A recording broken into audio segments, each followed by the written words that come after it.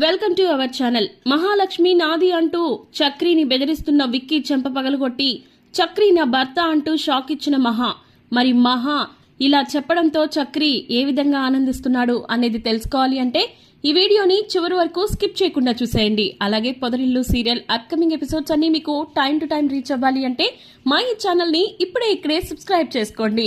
అలాగే పక్కనే ఉన్న బెల్ ఐకాన్ ని ట్యాప్ చేయండి.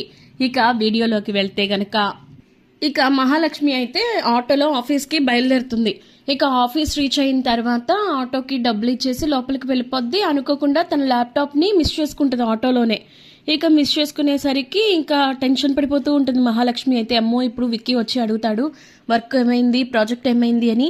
నేను నైట్ అంతా కూర్చొని ఎంత కష్టపడి చేసినా ఇప్పుడు వాల్యూ లేకుండా పోయింది. ఇప్పుడు ఆ ఆటోని నేను ఎలా పట్టుకోవాలి, ఇంకా ల్యాప్టాప్ని ఎలా తెచ్చుకోవాలి అని చెప్పేసి ఇక బాధపడుతూ టెన్షన్ పడుతూ ఉంటుంది మహాలక్ష్మి. అలా టెన్షన్ పడుతూ ఉంటే ఈ లోపు అనుకున్నట్లుగానే విక్కీ పిలుస్తాడు క్యాబిన్లోకి. పిలిచి లక్కీ నిన్న వర్క్ ఏమైంది, ప్రాజెక్ట్ సబ్మిట్ చేసేయాలి, టైం వస్తుంది, ఎందుకంటే వాళ్ళు క్లయింట్స్ మన ఆఫీస్కి వచ్చేస్తున్నారు, ఏది ఒకసారి ప్రాజెక్ట్ చూపించు అని చెప్పి అనేసరికి ఇక టెన్షన్ పడుతూ ఉంటుంది లక్కీ అయితే. ఏంటి మహా, ఎందుకు అలా టెన్షన్ పడుతున్నావు అని చెప్పి అంటుంటే ఏం లేదు విక్కీ, నేను అనుకోకుండా నా ల్యాప్టాప్ని వచ్చేటప్పుడు ఆటోలో మర్చిపోయాను అని చెప్పి అనగానే ఒక్కసారిగా విక్కీ షాక్ అయిపోతాడు. షాక్ అయిపోయి ఏం మాట్లాడుతున్నావు లక్కీ, అసలు నీకు ఇంత ఇర్రెస్పాన్సిబిలిటీ ఏంటి, నువ్వు ఏమనుకుంటున్నావు నీ గురించి, నిన్ను నమ్మే కదా ఈ ప్రాజెక్ట్ని నేను ఓకే చేశాను, అందుకే కదా టీం అందరి తరఫున కూడా నీకే పెద్దగా లీడ్ ఇచ్చాను, మరి నువ్వు ఇప్పుడు ఇలా ఆటోలో ల్యాప్టాప్ మర్చిపోయాను, ఇంటి దగ్గర చున్నీ మర్చిపోయాను అంటే ఎలా చెప్పు, ఇప్పుడు క్లయింట్స్ వస్తారు, నన్ను ఏం సమాధానం చెప్పమంటావు అని చెప్పి విక్కీ అయితే కేకలేస్తూ ఉంటాడు. ప్లీజ్ విక్కీ, నువ్వు అలా మాట్లాడుకు, నేను ఏదో ఒకటి చేసి నా ల్యాప్టాప్ని తీసుకొచ్చి క్లయింట్స్కి నేను ఆ ప్రాజెక్ట్ని ప్రజెంట్ చేస్తాను అంటే, లేదు లక్కీ, నీ మీద పెట్టుకున్న నమ్మకాన్ని మొత్తం వమ్ము చేశావు, నువ్వు ఇంత ఇర్రెస్పాన్సిబుల్గా ఉంటావని నేను అస్సలు ఎక్స్పెక్ట్ చేయలేదు తెలుసా, నీ మీద నేను ఎంత నమ్మకం పెట్టుకున్నాను అదంతా మట్టిపాలు చేసేసావు. ఇప్పుడు ఏం చేయను నేను, ఇంకొక 15-20 నిమిషాల్లో వాళ్ళు వస్తారు, ఆ క్లయింట్స్కి నేను ఏం సమాధానం చెప్పను, నువ్వు ఏం ఫేస్ చేస్తావో చెయ్యి అని చెప్పేసి ఇంకా అలా నోటుకొచ్చినట్లు విక్కీ అయితే మాట్లాడేస్తూ ఉంటే ఇంక లక్కీ ఏం చేయాలో అర్థం కాక అలా టెన్షన్ పడుతూ ఉంటే ఇప్పుడే వస్తాను విక్కీ అని చెప్పేసి బయటకు వెళ్ళి ఇంకా చక్రికి ఫోన్ చేసింది.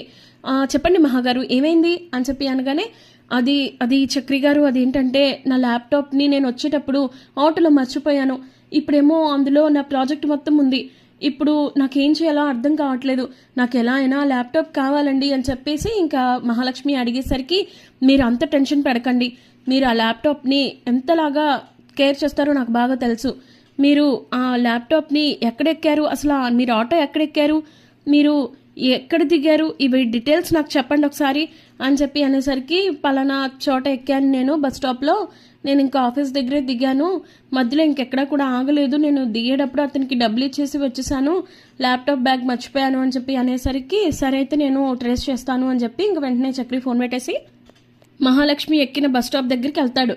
ఎక్కితే అక్కడ ఎదురుగుండా ఒక షాప్ ఉంటుంది, ఆ షాప్ దగ్గర సీసీటీవీ ఉంటుంది.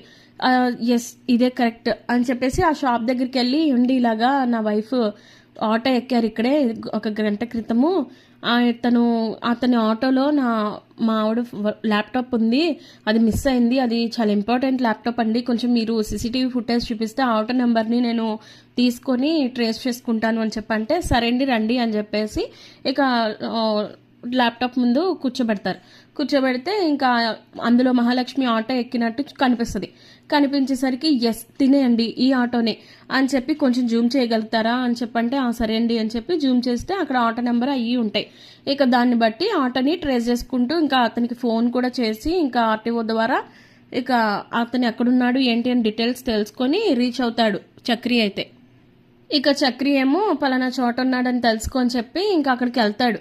వెళ్ళిన తర్వాత, ఇలా నా వైఫ్ది ల్యాప్టాప్ మీ ఆటోలో ఇందాక మర్చిపోయిందండి, మీరు మాధపూర్లో దించారు కదా తనే అంటే, అవును సార్, నేను ఆ మేడంకి మళ్ళీ ఈ ల్యాప్టాప్ ఇవ్వాలని ట్రై చేశాను, కానీ కింద సెక్యూరిటీ గార్డు అసలు నన్ను వెళ్ళనివ్వలేదు, పోనీ ఇందులో ఏమైనా డీటెయిల్స్ ఉన్నాయేమోనని చూస్తే ఇక్కడ అడ్రస్ కానీ ఇంకా వాళ్ళ ఫోన్ నెంబర్ కానీ ఏం లేదు, సరే మీరే ఏమన్నా కాంటాక్ట్ అవుతారేమోనని చెప్పి నేను అలాగే వెయిట్ చేస్తూ ఉండిపోయాను సార్, ఇదిగోండి మీ ల్యాప్టాప్ అని చెప్పేసి ఇచ్చేస్తాడు. థ్యాంక్ యూ బ్రదర్ అని చెప్పి వెళ్ళిపోతాడు. ఇక వెళ్ళిపోయిన తర్వాత ఇంక మరో పక్కేమో విక్కీ ఏమో లక్కీని తిడుతూ ఉంటాడు. అసలు ఇప్పుడు నాకేం చేయాలో అర్థం కావట్లేదు, అదిగో వాళ్ళ క్లయింట్స్ కూడా వచ్చేసారు, నేను వాళ్ళకి ఇప్పుడు ఏమని సమాధానం చెప్పను, నీకేమన్నా అర్థం అవుతుందా లక్కీ సీరియస్నెస్, అసలు నిన్ను నమ్మినందుకు నన్ను నిలువున ముంచేసావు నువ్వు అని చెప్పి మళ్ళీ తిడుతూ ఉంటాడు. ఇక అలా తిడుతూ ఉండగానే ఈలోపు చక్రి ఆఫీస్కి వచ్చేస్తాడు. ఆఫీస్కి వచ్చి మహా అని పిలుస్తాడు. పిలిచేసరికి వెనక్కి తిరిగి చూస్తే చక్రి చేతిలో ల్యాప్టాప్ బ్యాగ్. అది చూసి మహాలక్ష్మి చాలా సంతోషిస్తుంది. చక్రి గారు ల్యాప్టాప్ తీసుకొచ్చారా, థ్యాంక్ యూ సో మచ్ అండి అని చెప్పి హ్యాపీగా ఫీల్ అవుతూ ఉంటుంది. మీరు ఇక్కడే ఉండండి, ఇప్పుడే వచ్చేస్తాను అని చెప్పేసి ఇంకా ల్యాప్టాప్ని తీసుకొని స్పీడ్గా టీం అందరినీ కాన్ఫరెన్స్ రూమ్లోకి పిలిపించి ఇక మొత్తానికి విక్కీ ఎదురుగుండానే ప్రజెంట్ చేస్తుంది. తను ఎంతో కష్టపడి చేసిన ప్రాజెక్ట్ అంతా ప్రజెంట్ చేస్తుంది మహాలక్ష్మి. అయితే అందరికీ అర్థమయ్యేలా చెప్పేటప్పటికి అందరూ కూడా ప్రాజెక్ట్ నచ్చింది, చాలా బాగా చేసావు మహా అని చెప్పేసి అందరూ క్లాప్స్ కొడతారు. ఇక అప్పుడు విక్కీ అయితే మహాకు వచ్చి సారీ చెప్తాడు. సారీ లక్కీ, నేను ఆవేశంలో ఏదో తిట్టేశాను, ఎందుకంటే క్లయింట్స్కి నా మొహం ఎలా చూపించని చెప్పు నువ్వే, ఎందుకంటే టీం అందరినీ కాకుండా నిన్ను మాత్రమే నమ్మి ఈ ప్రాజెక్ట్ అప్పగించాను, మరి వాళ్ళకి వచ్చినప్పుడు నేను సమాధానం చెప్పుకోవాలి కదా, అసలే మనకి రాక ఒక మంచి ప్రాజెక్ట్ వచ్చింది, ఇది క్లిక్ అయితే కనుక మనకి వరుస ప్రాజెక్ట్ వస్తాయని చెప్పాను కదా, బట్ ఇప్పుడు ఇలా అయ్యింది అని అంటే ఇట్స్ ఓకేలే విక్కీ అని చెప్పేసి ఇంకా హ్యాపీగా వెళ్ళి చక్రి అక్కడ వెయిట్ చేస్తూ ఉంటాడు. ఉండమని చెప్పింది కదా లక్కీ, అయితే ఇక వెయిట్ చేస్తూ ఉండేసరికి వెళ్ళి హ్యాపీగా హగ్ చేసుకుంటుంది. హగ్ చేసుకుని thank you so much Chakri గారు, మీరు కానీ టైంకి వచ్చి ఉండకపోతే నాకు వాళ్ళ దగ్గర పరువు పోయి ఉండేది, ముఖ్యంగా నాకు ఈ జాబ్ కూడా పోయి ఉండేది అని చెప్పేసి ఇంకా ఎమోషనల్ అయిపోతూ ఉంటుంది లక్కీ. అయితే ఎందుకండి అంతా ఫీల్ అవుతున్నారు, ఏం పర్వాలేదు, మీకు ఏదైనా సమస్య వస్తుంది అని అంటే నేను చూసుకోకుండా ఎలా ఉంటాను చెప్పండి, మీ రెస్పాన్సిబిలిటీ నాది కదా అని చెప్పి చక్రి అంటూ ఉంటాడు. లక్కీ కూడా చాలా హ్యాపీగా ఫీల్ అవుతూ ఉంటుంది. ఇక ఇదంతా విక్కీ చూస్తాడు. విక్కీ చూసి కోపం వస్తుంది, ఇదేంటి వీడు ఇలా బిహేవ్ చేస్తున్నాడు అని చెప్పేసి అనుకుంటుంటే ఇక మహాలక్ష్మి అయితే సరే అండి నేను ఈవినింగ్ వస్తానులే అని చెప్పేసి వెళ్ళిపోద్ది మహాలక్ష్మి. వెళ్ళిపోయిన తర్వాత చక్రి ఏమో అక్కడే ఉంటాడు కదా, ఇంకప్పుడు విక్కీ వచ్చి హలో బ్రదర్ నీతో కొంచెం మాట్లాడాలి, అసలు నువ్వు నీ గురించి ఏమనుకుంటున్నావు అని చెప్పేసి విక్కీ అయితే తిడుతూ ఉంటాడు చక్రిని. అసలు ఏమైంది బ్రదర్, ఎందుకు అలా మాట్లాడుతున్నారు అని చెప్పి అనగానే ఏంటి లక్కీ జస్ట్ మీ ఇంట్లో ఉంటుంది అంతే, మీరు బంధువులు కాబట్టి మీరు బాగా చూసుకుంటున్నారు కాబట్టి తను మీ ఇంట్లో ఉంటుంది అంతే, అంత మాత్రానికి నువ్వు అంత చనువు తీసుకోవద్దు లక్కీ మీద అని చెప్పి అంటాడు విక్కీ. ఇంకొకసారి తనకింత క్లోజ్గా ఉండకు, ఎందుకంటే మహా నాది, నీకు అర్థమవుతుందా, నేను మహాలక్ష్మిని ప్రేమిస్తున్నాను, తననే పెళ్లి చేసుకుంటాను, ఇక ఈ కంపెనీకి తను ఒక వన్ ఆఫ్ ద యజమాని అవుతుంది, కాబట్టి ఇంకెప్పుడు మహాలక్ష్మిని టచ్ చేయడం లాంటివి చేయకు అని చెప్పేసి అనేసరికి వెనక నుంచి ఇంకా మహాలక్ష్మి వస్తుంది. వచ్చి విక్కీ అని గట్టిగా అరుస్తుంది. ఏంటి నోటికొచ్చినట్టు మాట్లాడుతున్నావు, చక్రిని ఏంటేంటో అంటున్నావు, తనెవరో తెలుసా అసలు, నేను కేవలం వాళ్ళు నాకు బంధువులు మాత్రమే కాదు, నా ప్రాణం. చక్రి ఎవరనుకుంటున్నావు, నాకు తాళి కట్టిన భర్త, వేద మంత్రాల సాక్షిగా నేను పెళ్లి చేసుకున్న భర్త, కాబట్టి మీరు ఇలా ఇంకెప్పుడు బిహేవ్ చేయకండి, ఇంకెప్పుడు కూడా ఇలా చేయకండి, తన మీద వార్నింగ్ ఇచ్చే స్టేజ్ మీది కాదు అని చెప్పేసి అది కదా మహా అని చెప్పి విక్కీ చెప్పబోతుంటే చెంప మీద లాగిపెట్టి కొట్టి ఇంకొకసారి చక్రి గారిని అలా మాట్లాడితే నేను చూస్తూ ఊరుకోను, ఎందుకంటే ఆయన్ని నేను ప్రేమిస్తున్నాను, ఆయన నా భర్త, ఇంకెప్పుడు ఇలా బిహేవ్ చేయకండి అని చెప్పి ఇంకా మహాలక్ష్మి అయితే విక్కీకి ఇంకో రేంజ్లో వార్నింగ్ ఇస్తుంది. ఇక చక్రి ఏమో ఆనందంలో ఎమోషనల్ అయిపోతూ ఉంటాడు.